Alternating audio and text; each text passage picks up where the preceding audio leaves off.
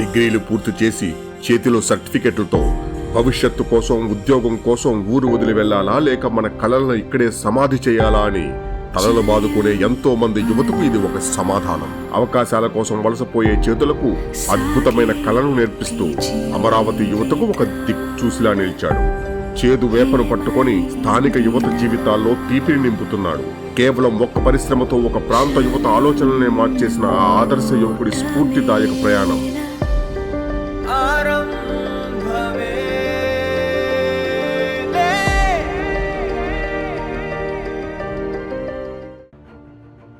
నమస్తే అండి, నా పేరు స్టాలిన్. మాది రాయపూడి గ్రామం అండి. నేను ఇంజనీరింగ్ ఎంటెక్ చేశాను సార్. అందులో ఏరోనాటికల్ బ్రాంచ్ తీసుకున్నాను.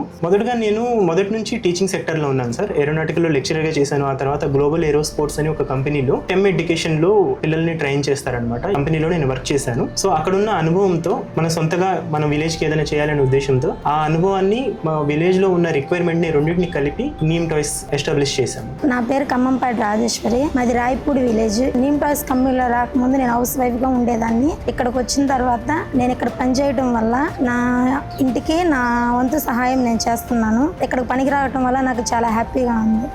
ఒక కొత్త ఇండస్ట్రీ పెట్టడం అంటే అంత సులువు కాదు.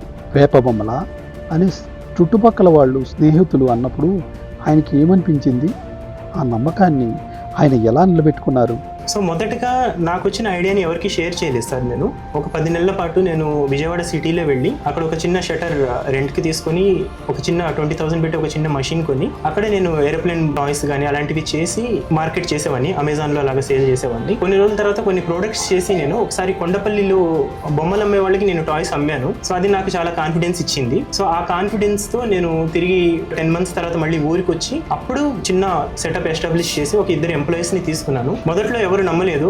ఇతను లెక్చరర్గా వర్క్ చేశాడు, వేరే కంపెనీస్లో జాబ్ చేశాడు, తిరిగి ఇలా చేస్తున్నాడు అని చెప్పి అనుకున్నారు. అయినా కానీ నేను ముందుకు వెళ్ళడానికి ఒకటే ఒక కారణం, నా మీద నాకు నమ్మకం ఉండడం. మొదటి బొమ్మ పూర్తయినప్పుడు నాకు ఆ డిజైన్ ఎలా చేయడం తెలియదు, దానికి ఎలా ఫినిషింగ్ చేయడం తెలియదు. ఎందుకంటే వేప చెక్క అనేది చాలా డెన్స్గా ఉంటుంది మెటీరియల్, దాన్ని ఫినిషింగ్ చేయడం చాలా కష్టం అనమాట. సో దాన్ని 4-5 స్టెప్స్లో చేయాలి. మొదటగా నా దగ్గర తక్కువ మెషినరీ ఉంది కాబట్టి నేను చాలా అన్ని మాన్యువల్గానే చేశాను, చేత్తోనే చేశాను. కొంచెం ఇంటర్నెట్లో రీసెర్చ్ చేసి దీన్ని ఎలా మెరుగుపరచగలం అని చెప్పి అర్థం చేసుకుని ఆ ప్రోడక్ట్ని ఎప్పుడైతే ఫస్ట్ టైం నేను బొమ్మలు అమ్మే వాళ్ళకి వెళ్ళి నేను బొమ్మలు అమ్మాను, దాన్ని ఇష్టపడి కనుక్కున్నారు. సో అది నాకు నాలో చాలా కాన్ఫిడెన్స్ ఇచ్చింది. I felt very happy.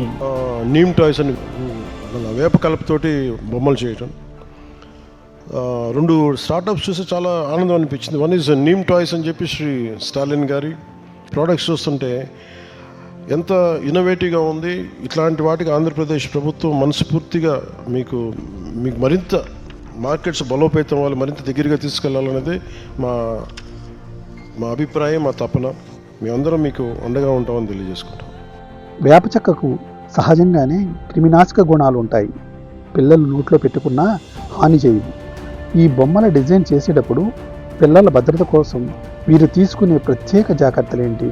సమాజానికి ఏది అవసరం అనేది ఆలోచించినప్పుడు వేప చెట్టుకి చాలా మంచి ఔషధ గుణాలు ఉన్నాయని చెప్పి నేను చేసిన రీసెర్చ్లో నాకు తెలిసింది. సో దాంతో మనం ఎందుకు ప్రొడక్ట్ చేయకూడదని ఒక ఆలోచన వచ్చింది. కేవలం ఒక బొమ్మలాగా కాకుండా చిన్నపిల్లల ఆరోగ్యాన్ని ప్రమోట్ చేయడం కోసం ఏ మెటీరియల్ని వాడితే మనకి మంచిది, మన ఏన్షియంట్ మన కల్చర్లో ఉన్నది, దానిపైన రీసెర్చ్ చేసినప్పుడు దానిలో anti bacterial properties, anti fungal properties ఉన్నాయని తెలిసాయి.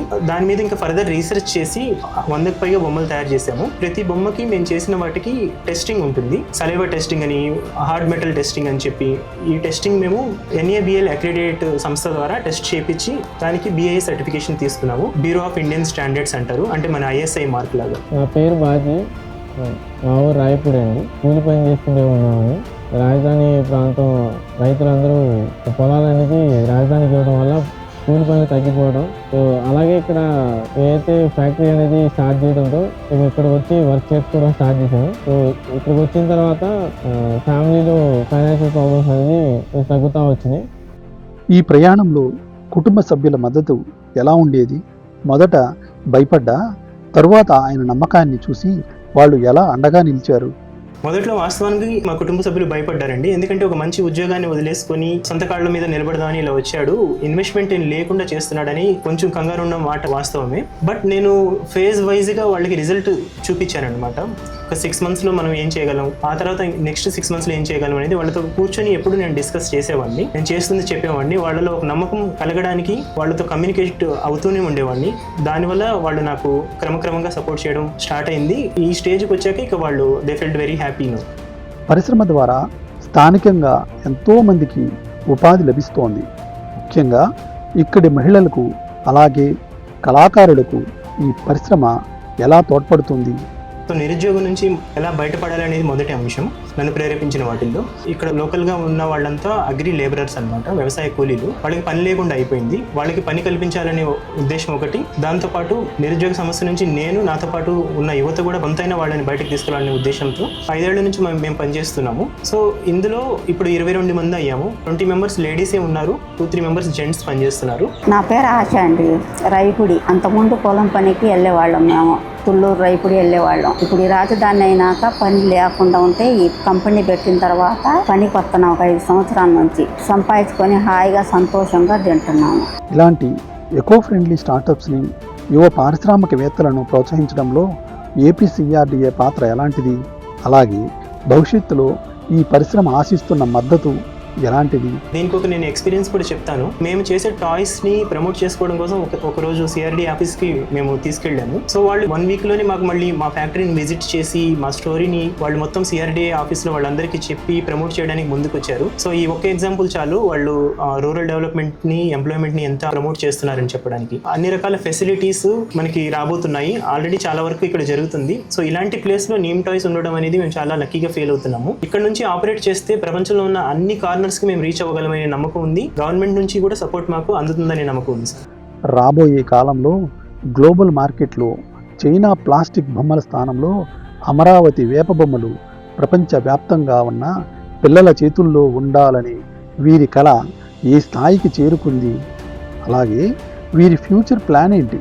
ఇప్పుడు ఈ రోజులో మేము చూసుకున్నట్లయితే ఇండియాలో ఉన్న అన్ని పిన్ కోడ్ని రీచ్ అవుతున్నాము. కాశ్మీర్ నుంచి కన్యాకుమారి వరకు, ఇలా గుజరాత్ నుంచి అరుణాచల్ ప్రదేశ్ వరకు ప్రతి విలేజ్ నుంచి, ప్రతి సిటీ నుంచి మాకు ఆర్డర్స్ వస్తున్నాయి. మేము ఆర్డర్స్ ఆన్ టైం డిస్పాచ్ చేయగలుగుతున్నాము. సో మనం విదేశాలకు వెళ్ళినప్పుడే మన దేశంలో ఉన్న ఎక్స్పోర్ట్స్ చేసి ఎక్స్పోర్ట్ ద్వారా ఎక్స్పోర్ట్ మానిటరీ అమౌంట్ మనకి ఇండియాకి రావాలంటే సో గవర్నమెంట్ చాలా స్కీమ్స్ చేస్తుంది. ఆ స్కీమ్స్ని ఉపయోగించుకొని మేము కూడా ఎక్స్పోర్ట్లోకి ఎంటర్ అవ్వాలని చూస్తున్నాము. సొంతంగా ఏదైనా సాధించాలనుకునే ఆంధ్రప్రదేశ్ యువతకు ఒక సక్సెస్ఫుల్ రూరల్ ఎంటర్‌ప్రెన్యూర్‌గా ఆయన ఇచ్చే సందేశం ఎలాంటిది? నేను ఇచ్చే సందేశం ఒకటేనండి. వాళ్ళ పట్ల నమ్మకాన్ని కలిగి ఉండాలి. ఫస్ట్ ఆ రంగంలో నేను ఎదగలను, వ్యాపారం ద్వారా నేను ముందుకు రాగలను అనుకున్నప్పుడు మీ మీద మీకు నమ్మకాన్ని ఉంచండి. రెండో పాయింట్, మీరు అన్ని ఒకే రోజు అచీవ్ చేసేయాలని చూడొద్దు. హై ఇన్వెస్ట్మెంట్ పెట్టుకోవద్దు. మీ దగ్గర ఉన్న తక్కువ ఇన్వెస్ట్మెంట్లోనే పెట్టి టైంని ఇన్వెస్ట్మెంట్గా పెట్టండి. మీరు కనీసం 2 నుంచి 3 ఏళ్ళు కష్టపడండి. ఆ తర్వాత మీరు ఒకటే ఫైనల్ ప్రోడక్ట్ అనుకోవద్దు. మీరు స్టార్ట్ చేసిన ప్రోడక్ట్ ఒకటి అవ్వచ్చు, దాన్ని ఇంప్రవైజ్ చేసి మీరు మార్కెట్కి ఎలా కావాలో అలాగే చేంజెస్ చేసినప్పుడు మీకు రిజల్ట్ తప్పకుండా వస్తుంది.